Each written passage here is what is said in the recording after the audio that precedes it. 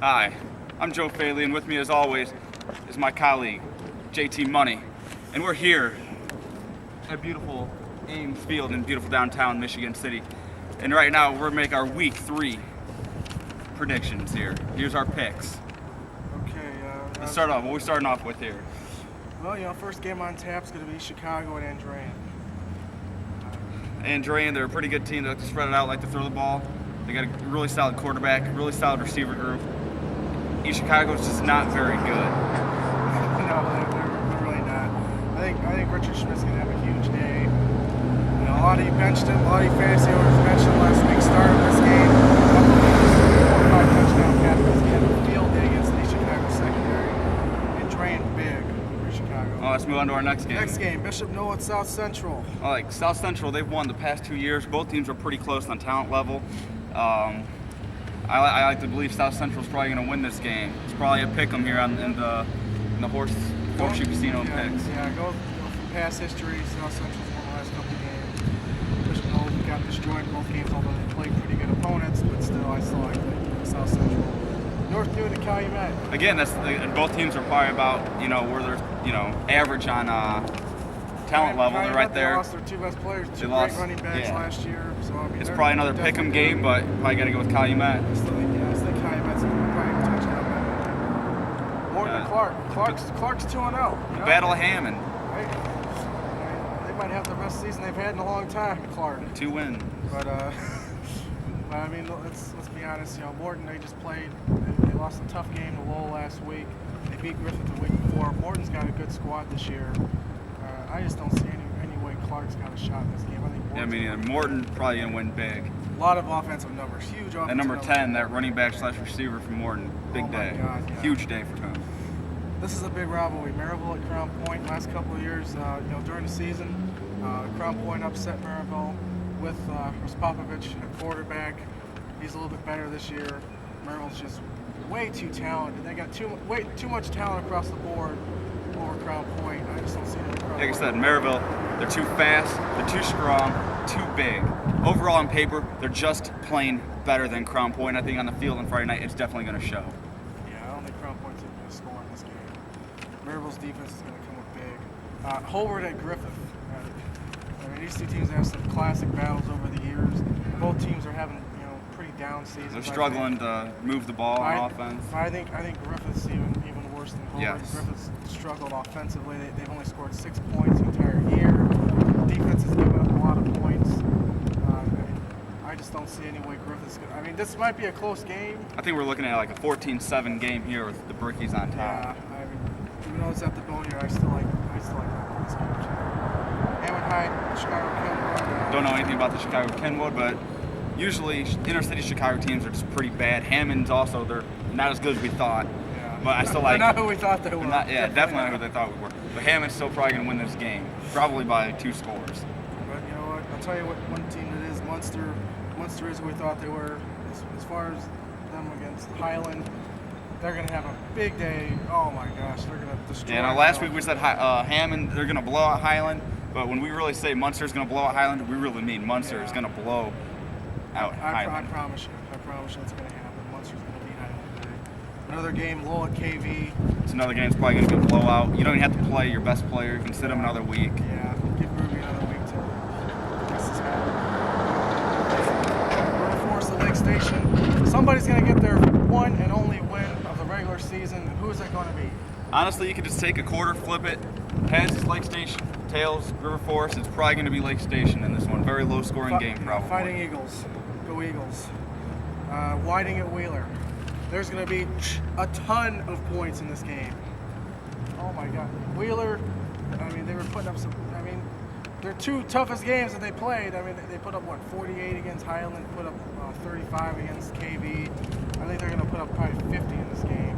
Whiting might put up 30. But I still like Wheeler in a shootout. It's going to be a big shootout. Wheeler's probably going to take it. Boucher, big day. Now it's our big game. Now it's time for the big games of the week, our 3 big ones. First, the Red Indians of Portage taking on the Blue Indians of Lake Central at the Burial Grounds. This is a big rivalry back in the 90s. Both teams usually top 10 in the state year in, year out. Both teams lost some this year. I don't want to sound like a homer here, but I think Porridge they're going to fight this year to get back in the top 10 in the state. I think by the end of the season they're going to be there. Lake Central, they just haven't had it at all lately in the past few years. Porridge is probably going to win this game by 10 points. Too much, on offense, Porridge has just too many playmakers. Houston, he can score on any time he touches the ball. Same thing with Dixon. Number one, this game's going to be more lopsided than 10 points. Lake Central might not even score in this game. As you said, Porridge has too much talent across the board, better skill position players. Lake Central's a bottom feeder in DAC. They're probably going to be fighting with Crown Point for the last place spot in the DAC, to be honest with you. This game's not even going to be close. I think Porridge wins this one big. And that is our Cheesehead lock of the week, Joe. You heard it here. 2-0 this year on Cheeseheads. We're 2-0 on Cheeseheads. We're 2-0 on upsets. We know what's going to happen. Speaking of upsets, let's go to our next game. Valpo at LaPorte. Valpo had a lot of hype going into the start of the regular season. They got blown out week 1 against Penn, very good Penn team. And last week they destroyed a very bad Griffith squad. But what's the big news? Big news is Livovich is out because of using drugs. I guess he was out smoking dope, sniffing crack. He was doing something. But reports are, this is just rumors. They are rumors that he is out for the year. That would be devastating news for Valpo, considering how bad their offensive line is. To have, also have an inexperienced quarterback come in there. I think LaPorte's for real. I think LaPorte is going to make a little bit of noise. LaPorte might be the Michigan City of this season. Obviously, they put up over 40 points the first 2 games. They got a stud running back. Yeah, Nick Latchford. He scored 7 touchdowns in the first 2 games. No joke at all. I think he's going to have a big day against Valpo's defense. I like LaPorte at home. I like LaPorte to win this game. You might be looking. Well, give me a final score. What do you think the final score of this game is going to be? I think you might be looking at 28-20, 28-21. I like LaPorte. I think LaPorte's going to win. I got to agree with that. I like that. Without that quarterback and a bad offensive line, that's a recipe for disaster right there for Valpo. Yeah. All right, let's go to our game of the week. That's going to take place right here, Friday night. Michigan City hosting the Chesterton Trojans. They come in number 2 in our poll. They're actually number 7 in the 5A poll. They're number 2 versus number 3 in our freaking poll. Yeah. This is Michigan City's opportunity. If they really want to show that they can make some noise in the DAC this year, they got to win this game. They got to really put up a fight and win this game. What does Michigan City have to do to beat Chesterton? Well, Michigan City, they're supposed to be known for, they got a really explosive offense. They're running that spread option attack now. They got an explosive quarterback. They can score and he touches the ball. They got probably the best running back, although they have not used him as much as I thought they were going to use him this year. And also they got a pretty good receiver in Rivera there. Their defense isn't too shabby either. They got a first-team all-DAC linebacker. But Chesterton's defense, they're just too good. It's truly going to be a matchup between a good offense and a true good defense. Number 1, I'd say Chesterton probably is the best defense in Northwest Indiana. They haven't given up any points this year.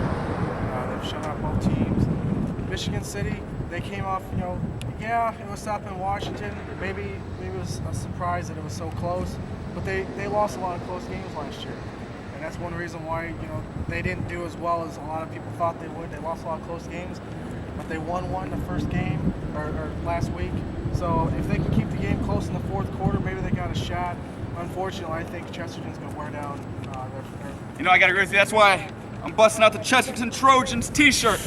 I'm taking the Trojans, baby. I'm taking Trojans here in Michigan City. You heard it right here. Friday night. The Trojans defeat the Wolves. And those are our picks for week 3. Hope you enjoy them. Hope you use them. Hope you make a lot of money with them. Call your bookie. We're right 98% of the time. 2%? Sorry.